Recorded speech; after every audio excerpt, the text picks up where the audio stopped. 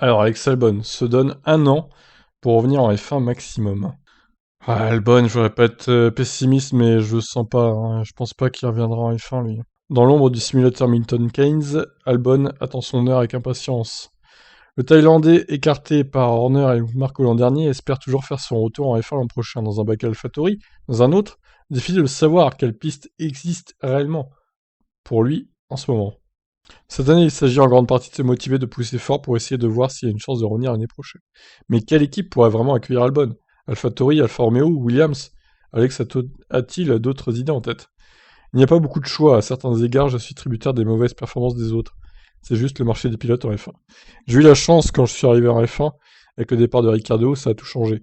Cette année, tout semble un peu figé dans ce sens. Si un baquet n'est pas dispo ici, il y a quelques équipes avec lesquelles il y a des possibilités. C'est juste une de ces choses où vous devez attendre de voir ce qui se passe.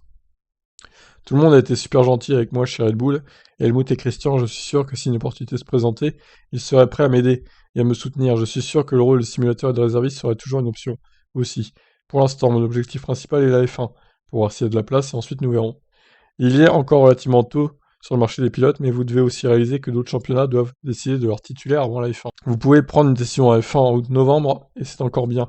Mais si vous regardez d'autres championnats comme la Formule 1 ou l'IndyCar, leur saison commence plus tôt. Ils ont besoin que les choses soient faites plus tôt.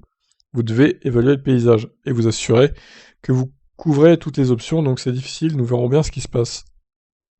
Alors à la base, on rappelle qu'Albon était en Formule 1 chez Nissan, avant d'être débauché en F1 par Red Bull. Donc pourquoi pas retourner en Formule 1 du coup. Il a 25 ans, il a encore l'avenir devant lui. Les retours en F1 récemment de Fernando Alonso ou Ocon lui donnent un certain espoir, mais le temps presse. En termes d'âge, non, je ne suis pas vieux, mais la F1 va relativement vite. Plus d'1 an après, la voiture devient délicate. Une année de pause, c'est tout ce que vous pouvez faire. C'est ce qu'a fait Ocon. Alonso est un autre exemple, mais Fernando est Fernando. La voiture évolue si vite, la technologie s'améliore. Il n'y a pas de série qui se rapproche de la F1.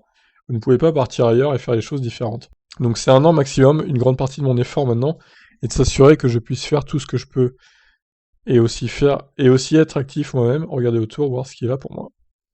Donc il se donne 1 an, ça veut dire qu'il se donne 2022 encore une année sabbatique et un retour en 2023. C'est ça l'idée en fait.